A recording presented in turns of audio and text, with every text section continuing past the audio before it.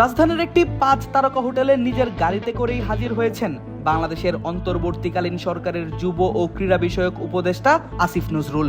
বিশ্বকাপে খেলতে যাবে কিনা বাংলাদেশ, সেই নিয়েই হবে এই গুরুত্বপূর্ণ মিটিং। আর সে কারণেই হাজির সাংবাদিক, এত ক্যামেরা। গাড়ি থেকে নেমেই আসিফ নজরুলের প্রশ্ন, বিসিবি সভাপতি আমিনুল ইসলাম বুলবুল এসেছেন কিনা। অবশ্য বেশ খানিকক্ষণ আগেই মিটিং এর ভেন্যুতে এসে হাজির হয়েছেন বিসিবি সভাপতি আমিনুল ইসলাম বুলবুল। গতকাল আইসিসির সঙ্গে মিটিং এ তিনি যুক্ত ছিলেন ভার্চুয়ালি ভিডিও কলে। সেখানেই আইসিসি জানায় সিদ্ধান্ত, বিশ্বকাপ খেলতে হলে বাংলাদেশকে যেতে হবে ভারতেই। আর এই ব্যাপারে নিজেদের সিদ্ধান্ত জানানোর জন্য বিসিবিকে দেয়া হয় 24 ঘন্টার আলটিমেটাম। আর সেই নিয়েই বৈঠকে অংশ নিতে হাজির বোর্ড ও সরকার প্রতিনিধিরা।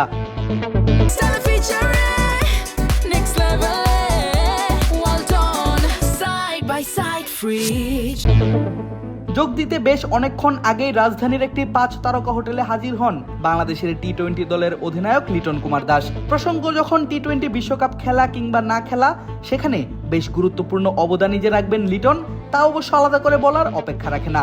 শুধু টি-20 অধিনায়কই নয়, হাজির হয়েছেন ওয়ানডে অধিনায়ক মেহেদী হাসান মিরাজ এবং বাংলাদেশ জাতীয় টেস্ট দলের অধিনায়ক নাজমুল হোসেন শান্ত। বোঝাই যাচ্ছে শুধু বিশ্বকাপের স্কোয়াডে থাকা ক্রিকেটার নয়, জাতীয় দলের সবাইকে নিয়েই বসা হচ্ছে আলোচনায়।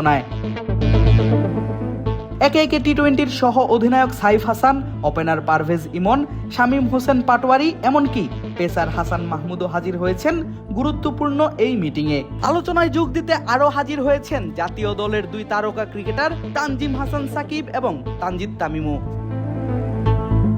তবে সবার আগে এসে উপস্থিত হয়েছেন জাতীয় দলের সিনিয়র সহকারী কোচ মোহাম্মদ সালাউদ্দিন। বিকাল 4টায় শুরু হওয়ার কথা এই মিটিং, আর এরপরই পাওয়া যাবে বিশ্বকাপ নিয়ে বাংলাদেশের চূড়ান্ত সিদ্ধান্ত। ক্রিকেটার এবং ক্রিকেট বোর্ড জানাবে তাদের নিজেদের মতামত, আইসিসিকেও পাঠানো হবে উত্তর। আদিব আশরাফ, ক্রিক ফ্রেন্জি।